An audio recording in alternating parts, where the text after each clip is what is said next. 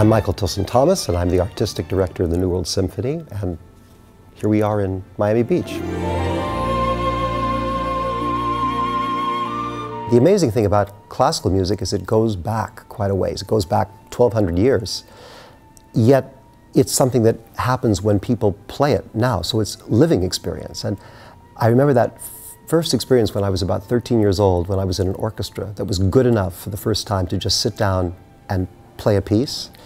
And I remember we sat down and started to play a orchestra piece by Bach, and suddenly there were all these sounds around us, and it was like, there we were inside of the 17th century. There were Bach's amazing lines twisting one over the other, and it was just magical, transporting. I just felt like suddenly this whole deep message of what Bach had to say was right in my heart.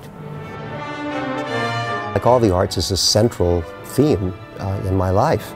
I see music as inseparable from the other arts, from dance, from textiles, from ceramics, from the fine arts, from poetry, from theater. It's all one fantastic expression of the human spirit through different means, but having a very coherent and connecting message. You know, the pieces that you get to know are old friends, and some of them are pretty big. I mean, some of them are like national parks. You kind of come back to them again and kind of find a new path that goes through them. And others are a new little oasis of the human spirit that you're coming on completely freshly for the first time. And there's so much of it there that it's a pleasure to know that you'll never come to the end of it.